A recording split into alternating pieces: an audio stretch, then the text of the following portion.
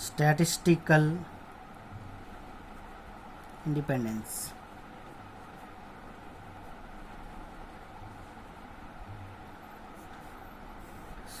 So this statistical independence, already we are familiar with random variables. So when we have a joint density function fxy of x comma y, if it equal to fx of x and fy of y, then we can call fxy of x and y, x and y are independent random variables, or x and y are statistical independent variable, statistical independent variables. So the same concept is applicable for random process also. So when we have a random process x of t with n number of random variables defined at n number of time instants, then the density functions, so we have n number of random variables x1, x2 up to xn, and we have, so these random variables are defined yet n number of instant of times, that is t1, t2, tn, having dense functions fx of x1 comma t1 semicolon, fx of x2 semicolon t2, similarly fx of xn semicolon tn. So these are the dense functions we have. Then if we have a condition something like fx of x1 comma x2 x3 up to xn semicolon t1 t2 t3 up to tn, if this is equal to fx of x1 semicolon t1 into fx of x2 semicolon t2 into fx of x3 semicolon t3 up to fx of xn semicolon tn. If this condition is true, then we can call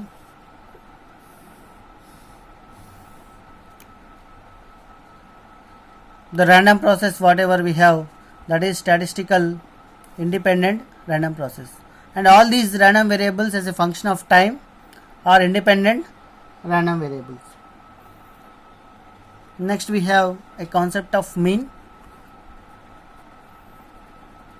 So generally mean is also called as expected value or average value. The mean of a random variable is defined as e of x is equal to integration minus infinite to infinite x into fx of x dx. This is the formula we have. Same formula is applicable for mean of a random process.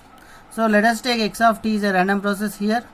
So the mean of x of t we can write it as a, so e of x of t, that is also we can represent by x of t whole bar, that is equal to integration minus infinite to infinite x into fx of x semicolon t into dx. So whatever we have, the formula is same for when we written for random variable, but here we need to incorporate time value in dense function. So once if I incorporate time value into the dense function, then that will become a random process. So the mean value of random process is simple and straightforward, that is given by integration minus infinite to infinite x into fx of x dx. So now we have two functions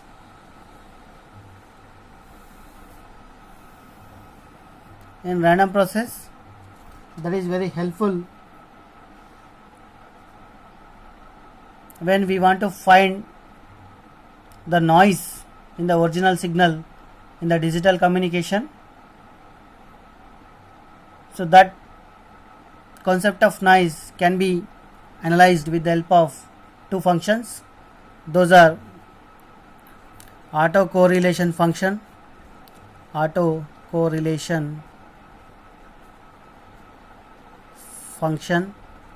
and second we have cross correlation function. Now we will see autocorrelation function.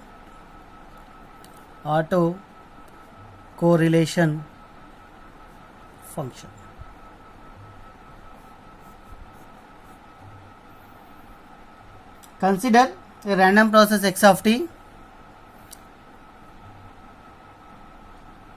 Here we have, let us take two random variables x1 as a function of t1, similarly x2 as a function of t2, with joint density function that is given by fx of x1 comma x2, t1 comma t2. Then the autocorrelation function of this random process is given by rxx of t1 comma t2, that is equal to expected value of x of t1 into x of t2. So expected value of this value I can write with the help of dense function, that is given by integration minus infinite to infinite, integration minus infinite to infinite x of, so I can write it as x1 into x2 into fx of x1 comma x2 t1 comma t2 into dx1 dx2. So with the help of autocorrelation function, one can know the similarity of a signal after different instant of time. Let us understand with one example. When we have a signal, let us take x is equal to sin x. This is one signal or function. At t1 instant of time, if one observes some properties of this signal,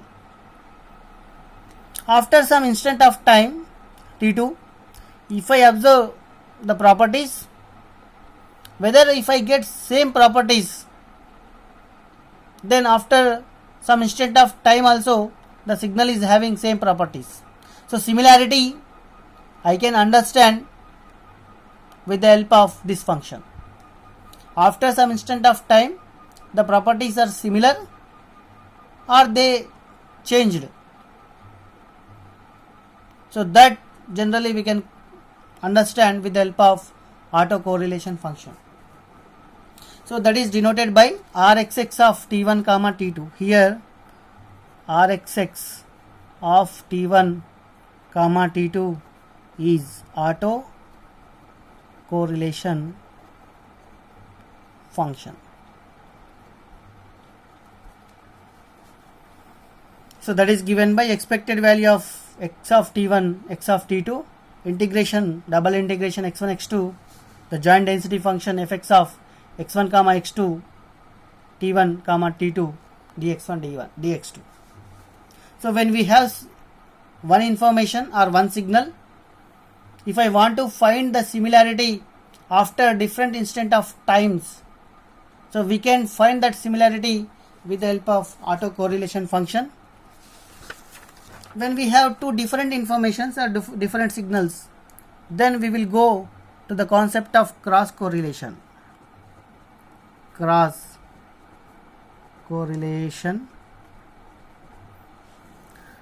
let us take two random processes, x of t and y of t, and x and y at time instants. So x is a function of time t1, y is a function of time t2, and the joint density function, it is represented by fxy of x comma y semicolon t1 comma t2. Then we can write cross correlation function rxy of t1 comma t2, that is equal to expected value of x of t1 into y of t2. That is given by integration minus infinite to infinite, integration minus infinite to infinite, x into y fxy of x comma y semicolon t1 t2 into dx dy. So one can understand autocorrelation function is defined with only one random process with two different values of that random process at different instant of time. So that is written rxx of t1 comma t2. And cross correlation, if you see, we have written cross correlation between two different random processes with two different random variables with different instant of times. So when we have a signal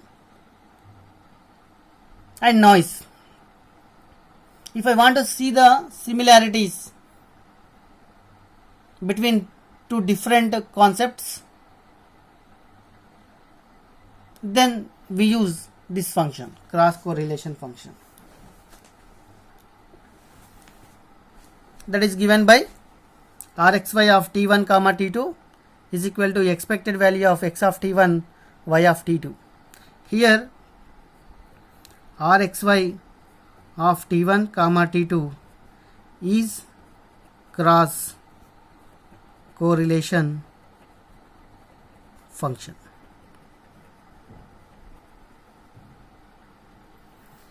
Next we will see some stationary processes.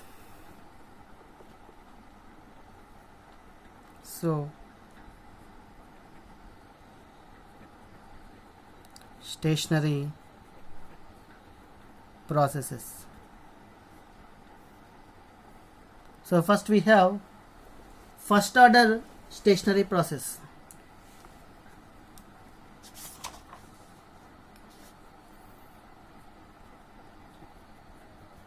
First order stationary random process. Let us take a random process x of t is said to be first order stationary if dense function does not change with respect to time. That means fx of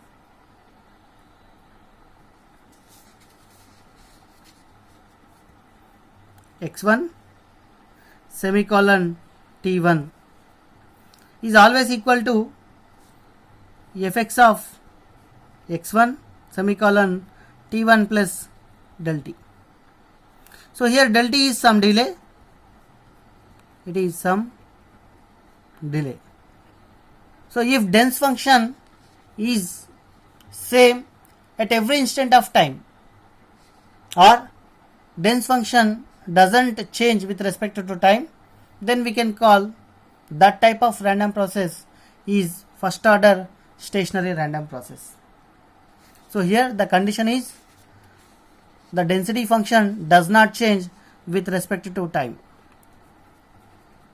Dense function does not change. This is the first condition. So here with mathematical equation I can write. So that is dense function at time t1.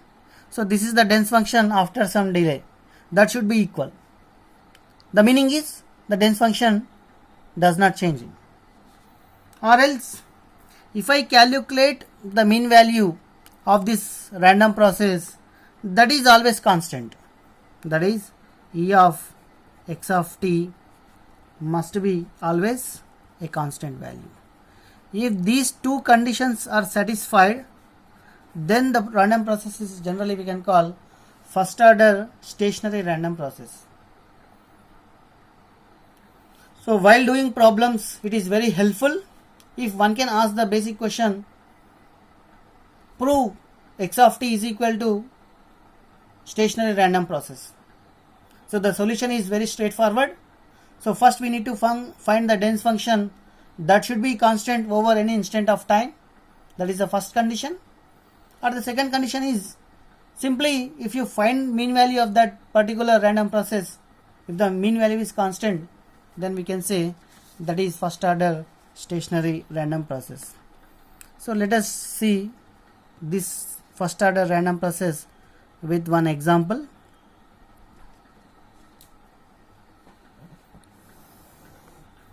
Let one has given a random process x of t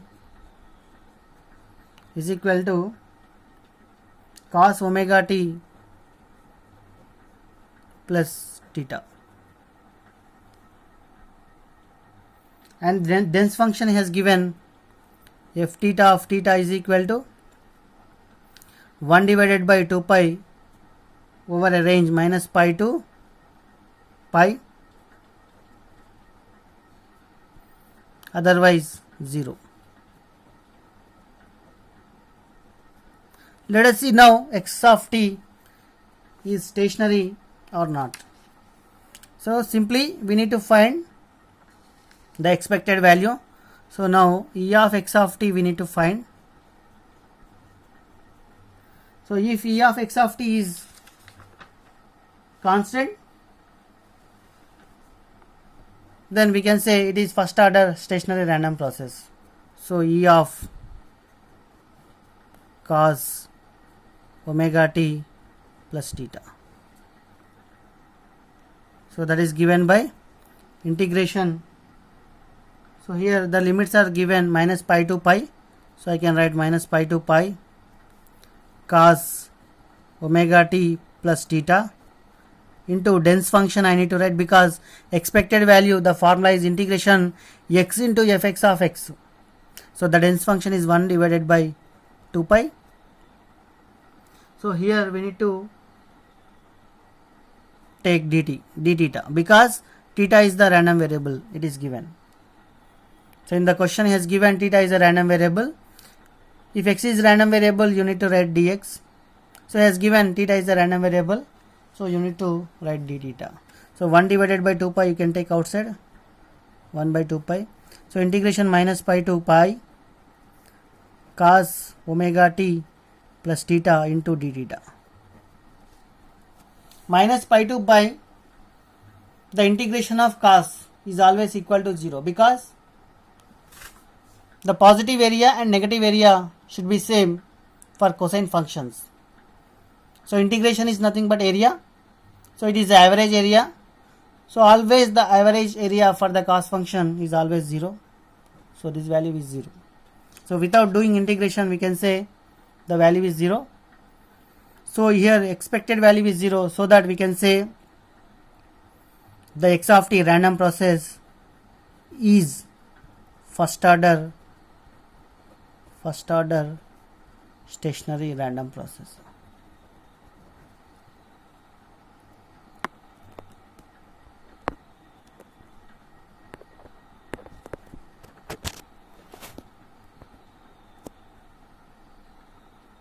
So here the mean value is constant, so that we can call it is a first order stationary random process.